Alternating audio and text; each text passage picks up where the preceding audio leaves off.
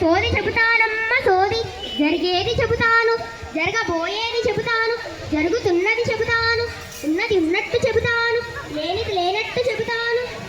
ఓ సోదమ్మ, ఇలా రా అమ్మ, కూర్చో అమ్మ.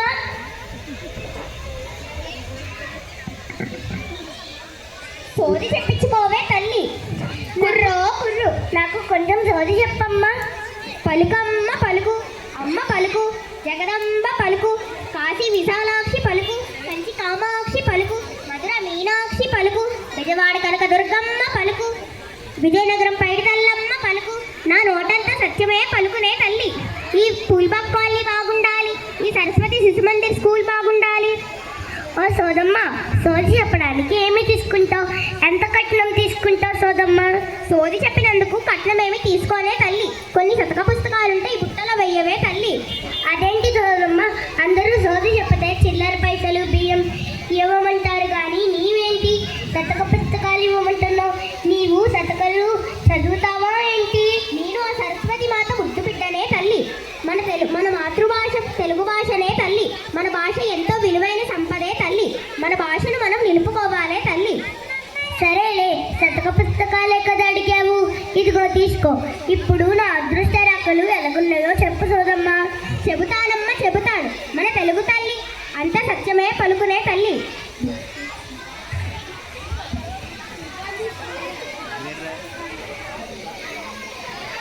ఇదిగో శతక పుస్తకాలు. ఇదిగో తల్లి, మన తెలుగు భాష వినసంపైన భాషనే తల్లి. మనసుకు నచ్చిన అంశాలన్నీ మన తెలుగు భాషలోనే ఉన్నాయే తల్లి. నీవు ఎన్ని ఇతర భాషలు నేర్వాలన్నా ముందు మన మాతృభాష మీద మక్కువ పటుత్వం ఉండాలే తల్లి. అప్పుడే నీవు ఇతర సులభంగా అర్థం చేసుకోగలవే తల్లి. నీవు భవిష్యత్తులో పెద్ద పెద్ద చదువులు చదవాలన్నా, పెద్ద పెద్ద ఉద్యోగాలు చేయాలన్నా, కానీ ఎంత ముఖ్యమో అంతకన్నా ఎక్కువ మంచి సంస్కారం నడవడిక ఉండడం కూడా అంతే ముఖ్యమే తల్లి. మన తెలుగు భాషలో ఎన్నో నైతిక విలువలు, ఆచార్య వ్యవహారాలు, శతక పద్యాలు, శ్లోకాలు, సంస్కారం ఉన్నాయే తల్లి. ఇవన్నీ చదవడం వల్ల మన ప్రతి శరీరంలో ప్రతి అవయవం కదులుతుందే తల్లి. ఇది మన శరీరానికి మనసుకి మంచి ఆరోగ్యాన్ని ఇస్తుందే తల్లి. అప్పుడే నీవు భవిష్యత్తులో పెద్ద గొప్పదాని అవుతావే తల్లి. కుర్రో కుర్రు. ధన్యవాదములమ్మా, సోది చాలా బాగా చెప్పావు. ఇప్పటి నుండి నువ్వు చెప్పినవన్నీ మంచి ఉన్నత స్థాయిలో ఎదగడానికి, మా మంచి పాఠశాలకు పేరు తీసుకురావడానికి ప్రయత్నిస్తాను సోదమ్మా.